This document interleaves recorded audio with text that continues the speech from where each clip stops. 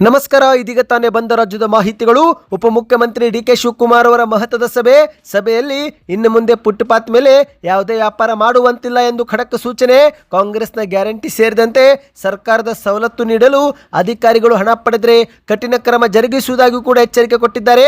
ವಿಡಿಯೋನ ಸ್ವಲ್ಪ ಸ್ಕಿಪ್ ಮಾಡಬೇಡಿ. ಎಪಿಎಲ್ ಮತ್ತು ಬಿಪಿಎಲ್ ಪಡಿತರ ಚೀಟಿದಾರರಿಗೆ ಸರ್ವರ್ ಸಮಸ್ಯೆ, ಒಂದು ಶಾಕಿಂಗ್ ಮಾಹಿತಿ ಕೂಡ ಬಂದಿದೆ.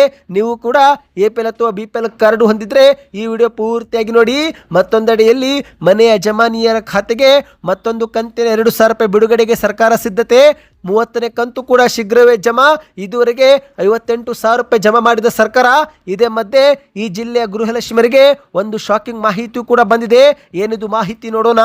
ಮತ್ತೊಂದೆಡೆಯಲ್ಲಿ ರಾಜ್ಯಾದ್ಯಂತ ಮತ್ತೊಮ್ಮೆ ಸಾರಿಗೆ ನೌಕರರಿಂದ ಅನಿರ್ದಿಷ್ಟ ಅವಧಿ ಮುಷ್ಕರ. ಇವತ್ತಿನ ಸಭೆ ಮತ್ತೊಮ್ಮೆ ವಿಫಲವಾಗಿದೆ. ಬೇಡಿಕೆ ಈಡೇರದ ಹಿನ್ನೆಲೆಯಲ್ಲಿ ಮುಷ್ಕರಕ್ಕೆ ಕರೆ ಕೊಟ್ಟ ನೌಕರರು ಬಸ್ ಬಂದಾಗುವ ಸಾಧ್ಯತೆ. ಯಾವಾಗ ಬಸ್ ಬಂದಿರುತ್ತೆ, ಇವತ್ತಿನ ಸಭೆಯಲ್ಲಿ ಏನು ಚರ್ಚೆ ಆಯಿತು, ಯಾಕೆ ಮತ್ತೆ ಬಸ್ ಮುಷ್ಕರ ಮಾಡ್ತಿದ್ದಾರೆ, ಈ ಎಲ್ಲ ಮಾಹಿತಿ ಡೀಟೇಲ್ ಆಗಿ ನೋಡೋಣ. ಅದಕ್ಕಿಂತ ಮೊದಲು ನೀವು ಸುದ್ದಿ ಸಮಯ ಯೂಟ್ಯೂಬ್ ಚಾನೆಲ್ಗೆ ಮೊದಲು ಬಾರಿ ಭೇಟಿ ಕೊಡ್ತಿದ್ರೆ ದಯವಿಟ್ಟು ಸಬ್ಸ್ಕ್ರೈಬ್ ಆಗಿ, ಪಕ್ಕದಲ್ಲಿ ಒಂದು ಗಂಟೆ ಕಾಣಿಸುತ್ತೆ ಅದು ಕೂಡ ಒತ್ತಿ. ಇದರಿಂದ ರಾಜ್ಯದ ಮಾಹಿತಿಗಳು ನಿಮಗೆ ಸಿಗುತ್ತವೆ. ವಿಡಿಯೋಗೆ ಲೈಕ್ ಮಾಡ್ತಾ ವಿಡಿಯೋನ ಕೊನೆವರೆಗೂ ಪೂರ್ತಿಯಾಗಿ ನೋಡಿ. ಬನ್ನಿ ಸ್ನೇಹಿತರೆ, ಎಲ್ಲ ಮಾಹಿತಿಗಳನ್ನು ಡೀಟೇಲ್ ಆಗಿ ನೋಡೋಣ.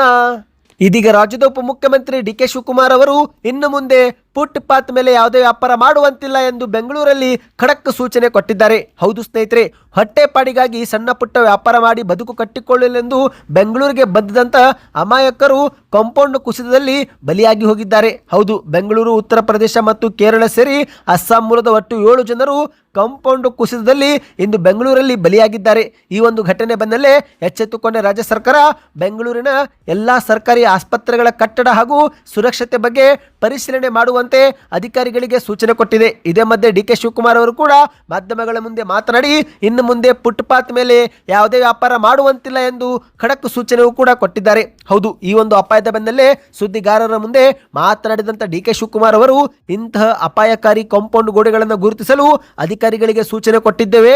ಫುಟ್ಪಾತ್ನಲ್ಲಿ ಇನ್ನು ಮುಂದೆ ಯಾವುದೇ ವ್ಯಾಪಾರ ಮಾಡುವಂತಿಲ್ಲ. ರಸ್ತೆ ಮೇಲೆ ಬಿದ್ದಿರುವ ಮರದ ಕೊಂಬೆ ತೆರವು ಮಾಡಲು ಕೂಡ ಪೊಲೀಸರಿಗೆ ಸೂಚನೆ ನೀಡಿದ್ದು, ಈಗಾಗಲೇ ಬೆಂಗಳೂರಲ್ಲಿ ಇರುವ ಎಲ್ಲ ಸಮಸ್ಯೆಗಳನ್ನ ಪಟ್ಟಿ ಮಾಡ್ತಿದ್ದೇವೆ.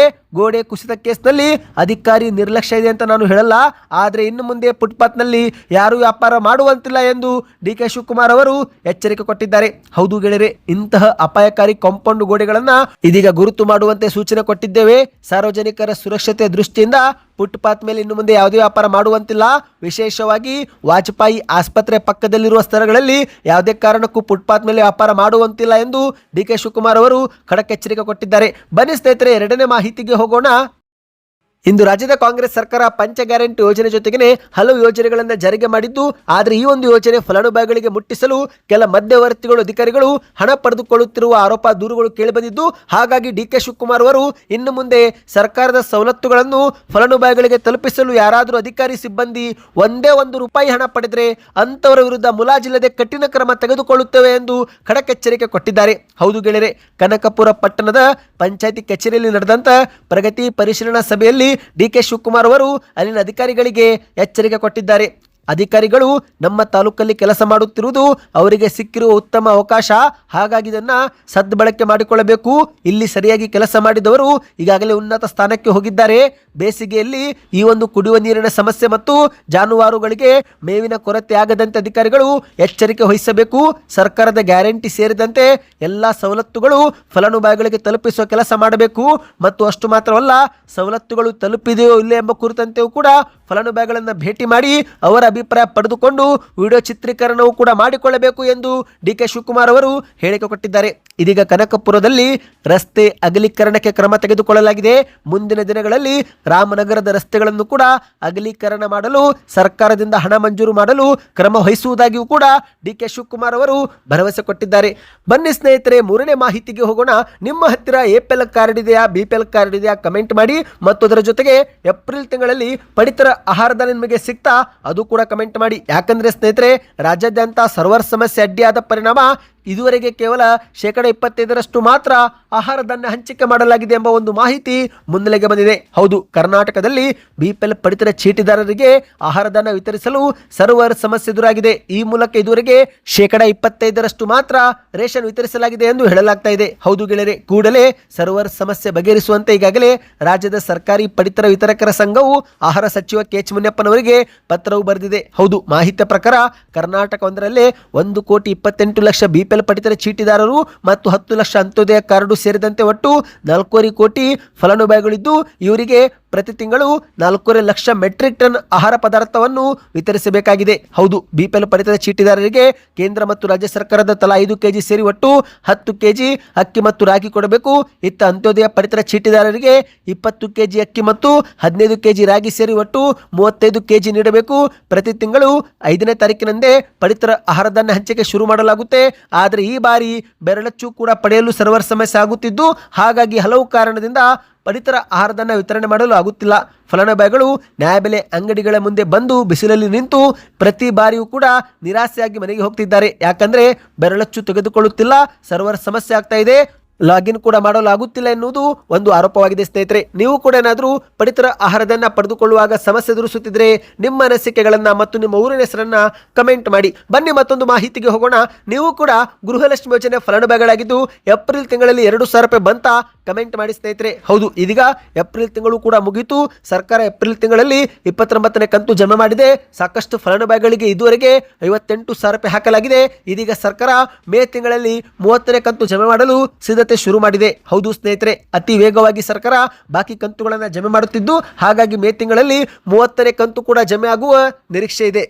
ಹೌದು, ಈಗಾಗಲೇ ರಾಜ್ಯ ಸರ್ಕಾರ ಪಂಚ ಗ್ಯಾರಂಟಿ ಯೋಜನೆಗಳನ್ನು ಪ್ರತಿ ಫಲಾನುಭವಿಗಳಿಗೆ ತಲುಪಿಸಲೆಂದೇ ಸಮಿತಿಯು ಕೂಡ ಮಾಡುತ್ತಿದ್ದು, ಈ ಒಂದು ಸಮಿತಿ ಮೂಲಕವೇ ಗೃಹಲಕ್ಷ್ಮಿಯರ ಸಮಸ್ಯೆ ದಷ್ಟು ಈಗ ಬಗೆಹರಿದು ಹೋಗಿದೆ. ಹೌದು, ಇದಕ್ಕೆ ಉದಾಹರಣೆನೇ ಧಾರವಾಡ ತಾಲೂಕಿನ ಸಮಿತಿ. ಹೌದು ಗೆಳೆಯರೆ, ಪ್ರತಿ ಯಜಮಾನ್ಯರ ಬ್ಯಾಂಕ್ ಖಾತೆಗೆ ಇದುವರೆಗೆ 58,000 ಹಣವನ್ನು ನೇರವಾಗಿ ಜಮೆ ಮಾಡಿದ್ದೇವೆ ಎಂದು ಧಾರವಾಡದ ಗ್ಯಾರಂಟಿ ಸಮಿತಿ ಅಧ್ಯಕ್ಷರಾಗಿರುವ ಅರವಿಂದ್ ಏಗನಗೌಡ ಎನ್ನುವರು ಮಾಧ್ಯಮಗಳ ಮುಂದೆ ತಿಳಿಸಿದ್ದಾರೆ. ಹೌದು ಗೆಳೆಯರೆ, ಧಾರವಾಡ ಜಿಲ್ಲೆ ಒಂದರಲ್ಲೇ 59,900 ಫಲಾನುಭವಿಗಳಿದ್ದು ಇದುವರೆಗೆ ಗೃಹಲಕ್ಷ್ಮಿಯರಿಗೆ 29 ಕಂತು ಯಶಸ್ವಿಯಾಗಿ ಪೂರ್ಣಗೊಂಡಿದೆ. ಈ ಮೂಲಕ ಒಟ್ಟು 61 ಕೋಟಿ ರೂಪಾಯಿ ಹಣವನ್ನು ಫಲಾನುಭವಿಗಳ ಬ್ಯಾಂಕ್ ಖಾತೆಗೆ ಸಂದಾಯ ಮಾಡಲಾಗಿದೆ ಎಂದು ಅವರು ತಿಳಿಸಿದ್ದಾರೆ. ಇದೇ ಮಧ್ಯೆ ಮತ್ತೊಂದು ಜಿಲ್ಲೆಯ ಫಲಾನುಭವಿಗಳಿಗೆ ಒಂದು ಶಾಕಿಂಗ್ ಸುದ್ದಿ. ಹೌದು ಸ್ನೇಹಿತರೆ, ಮೈಸೂರು ಜಿಲ್ಲೆಯಲ್ಲಿ 5,000ಕ್ಕೂ ಹೆಚ್ಚು ಮೃತಪಟ್ಟ ಫಲಾನುಭವಿಗಳ ಬ್ಯಾಂಕ್ ಖಾತೆಗೆ ಕೋಟಿ ಗೃಹಲಕ್ಷ್ಮಿ ಯೋಜನೆ ಜಮಾ ಆಗಿದೆ. ಹೌದು, ಗೃಹಲಕ್ಷ್ಮಿ ಯೋಜನೆಯಲ್ಲಿ ನೋಂದಾಯಿಸಿಕೊಂಡ ಮೈಸೂರು ಜಿಲ್ಲೆ ಫಲಾನುಭವಿಗಳ ಪಟ್ಟಿಯಲ್ಲಿ 13,437 ಫಲಾನುಭವಿಗಳು ಇತ್ತೀಚೆಗೆ ಮೃತಪಟ್ಟಿದ್ದು, ಇದರಲ್ಲಿ 5,851 ಮಹಿಳೆಯರಿಗೆ ಮೃತಪಟ್ಟರು ಕೂಡ ಅಂದರೆ ಮರಣಾಂತರವೂ ಕೂಡ ಹಣ ಜಮಾ ಆಗಿರುವುದು ಬೆಳಕಿಗೆ ಬಂದಿದೆ. ಹೀಗೆ ಪ್ರತಿ ತಿಂಗಳು 2,000 ರೂಪಾಯಿ ಅಂತೆ ಒಟ್ಟು 5,851 ಫಲಾನುಭವಿಗಳ ಬ್ಯಾಂಕ್ ಖಾತೆಗೆ 6,35,00,000 ರೂಪಾಯಿ ಸಂದೇಹವಾಗಿದೆ. ಸರ್ಕಾರ ಈ ಒಂದು ಬಗ್ಗೆ ಪತ್ತೆ ಹಚ್ಚಿದ್ದು ಈಗ ಆ ಒಂದು ಹಣವನ್ನ ವಾಪಸ್ ಪಡೆದುಕೊಳ್ಳಲು ಮುಂದಾಗಿದೆ. ಹೌದು ಸ್ನೇಹಿತರೆ, ಮರಣ ಪತ್ರದ ಅನುಸಾರವೇ ಹೆಚ್ಚಿನ ಕಂತನ ಸರ್ಕಾರ ವಾಪಸ್ ಪಡೆದುಕೊಳ್ಳಲಿದೆ. ಅಂದಹಾಗೆ ಇದು ಕೇವಲ ಮೈಸೂರು ಜಿಲ್ಲೆಗೆ ಒಂದೇ ಅಲ್ಲ, ಕರ್ನಾಟಕದ ಎಲ್ಲಾ ಜಿಲ್ಲೆ ಫಲಾನುಭವಿಗಳಿಗಿದು ಅನ್ವಯವಾಗಲಿದೆ. ಮರಣ ಪತ್ರದ ನಂತರ ಹಣ ಜಮಾ ಆಗಿದ್ರೆ ಅಂದ್ರೆ ಮರಣ ಪತ್ರದಲ್ಲಿರುವ ದಿನಾಂಕದ ನಂತರ ಹಣ ಜಮಾ ಆಗಿದ್ರೆ ಅಂತ ಹಣವನ್ನು ಸರ್ಕಾರ ವಾಪಸ್ ಮಾಡಿಕೊಳ್ಳಲಿದೆ. ಸ್ನೇಹಿತರೆ, ಈ ಬಗ್ಗೆ ನಿಮ್ಮ ಅನಿಸಿಕೆಯನ್ನು ನೀವು ಕಮೆಂಟ್ ಮಾಡಿ ತಿಳಿಸಿ. ಬನ್ನಿ ಒಂದು ಮುಖ್ಯವಾದ ಮಾಹಿತಿಗೆ ಹೋಗೋಣ. ರಾಜ್ಯದಲ್ಲಿ ಮತ್ತೊಮ್ಮೆ ಅನಿರ್ದಿಷ್ಟಾವಧಿ ಮುಷ್ಕರಕ್ಕೆ ಈಗ ಸಾರಿಗೆ ನೌಕರರು ಕೊನೆಗೂ ಕರೆ ಕೊಟ್ಟಿದ್ದಾರೆ. ಹೌದು ಸ್ನೇಹಿತರೆ, ಬೇಡಿಕೆ ಈಡೇರದ ಹಿನ್ನೆಲೆಯಲ್ಲಿ ಇವತ್ತಿನ ಸಭೆ ವಿಫಲವಾದ ಹಿನ್ನೆಲೆಯಲ್ಲಿ ಮೇ 20ರಿಂದ ರಾಜ್ಯಾದ್ಯಂತ ಸಾರಿಗೆ ನೌಕರರಿಂದ ಅನಿರ್ದಿಷ್ಟಾವಧಿ ಮುಷ್ಕರ ನಡೆಯಲಿದೆ. ಹೌದು, ಬೆಂಗಳೂರಲ್ಲಿ ಕಳೆದ ಬಾರಿ ಸಾರಿಗೆ ನೌಕರರು ಮುಷ್ಕರ ಮಾಡಿದಾಗ ಒಂದಷ್ಟು ನೌಕರರ ಭರವಸೆಯನ್ನು ಈಡೇರಿಸುವ ಒಂದು ಆಶ್ವಾಸನೆ ಸರ್ಕಾರ ನೀಡಿತ್ತು.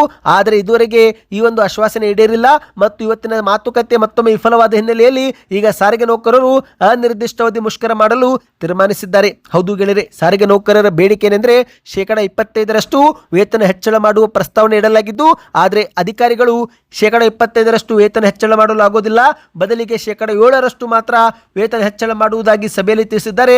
ಇದೇ ಒಂದು ಹಿನ್ನೆಲೆಯಲ್ಲಿ ಈಗ ಸಾರಿಗೆ ನೌಕರರು ಮತ್ತೊಮ್ಮೆ ಮುಷ್ಕರಕ್ಕೆ ಕರೆ ಕೊಟ್ಟಿದ್ದಾರೆ. ಹೌದು, ನೌಕರರ ಮೂಲ ವೇತನ 25% ಹೆಚ್ಚಳ ಜೊತೆಗೆ 26 ತಿಂಗಳ ಹಿಂಬಾಕಿ ವೇತನವನ್ನು ಕೂಡ ಒಂದೇ ಕಂತಿನಲ್ಲಿ ಬಿಡುಗಡೆ ಮಾಡಬೇಕು ಎಂಬ ಬೇಡಿಕೆ ಇಡಲಾಗಿದೆ. ಆದರೆ ಈ ಒಂದು ಬೇಡಿಕೆ ಕುರಿತಂತೆ ಯಾವುದೇ ಒಂದು ಸರಿಯಾದ ರೆಸ್ಪಾನ್ಸ್ ಸರ್ಕಾರದಿಂದ ಬಂದಿಲ್ಲ. ಹಾಗಾಗಿ ಈಗ ಮೇ 20ರಿಂದ ಅನಿರ್ದಿಷ್ಟಾವಧಿ ಮುಷ್ಕರ ಮಾಡಲು ಅಧಿಕೃತವಾಗಿ ನೋಟಿಸ್ ನೀಡಲಾಗಿದೆ. ಸ್ನೇಹಿತರೆ, ಹಾಗಾಗಿ ನೀವು ಕೂಡ ಬಸ್ ಪ್ರಯಾಣ ಮಾಡುವ ಯೋಜನೆ ಹಾಕಿಕೊಂಡಿದ್ರೆ ಅಥವಾ ಮೇ 20ರ ಆಸುಪಾಸು ಯಾವುದಾದ್ರೂ ಊರಿಗೆ ಹೋಗುವ ಪ್ಲಾನ್ ಹಾಕಿಕೊಂಡಿದ್ರೆ ಪರ್ಯಾಯ ಮಾರ್ಗವನ್ನು ಈಗಲೇ ನೀವು ಪ್ಲಾನ್ ಮಾಡಿಕೊಳ್ಳಿ. ಯಾಕಂದ್ರೆ ಬಸ್ನಲ್ಲಿ ವ್ಯತ್ಯಯ ಉಂಟಾಗುವ ಸಾಧ್ಯತೆಗಳು ಈಗ ಖಚಿತವಾಗಿದೆ ಸ್ನೇಹಿತರೆ. ಸದ್ಯಕ್ಕೆ ಎಷ್ಟೇ ಇತ್ತು, ಈ ಎಲ್ಲ ಮಾಹಿತಿಗಳು ಇಷ್ಟವಾಯ್ತಾ? ಹಾಗಾದ್ರೆ ದಯವಿಟ್ಟು ಚಾನಲ್ಗೆ ಸಬ್ಸ್ಕ್ರೈಬ್ ಮಾಡ್ಕೊಳ್ಳಿ. ಹೆಚ್ಚಿನ ಮಾಹಿತಿಗೆ ವಿಡಿಯೋ ಲೈಕ್ ಮಾಡಿ ಸ್ನೇಹಿತರೆ. ವಿಡಿಯೋ ಹೇಗೆ ಅನಿಸ್ತು ಕಮೆಂಟ್ ಮಾಡಿ. ಸೂಪರ್ ನ್ಯೂಸ್ ಎಂದು ಕಮೆಂಟ್ ಮಾಡಿ.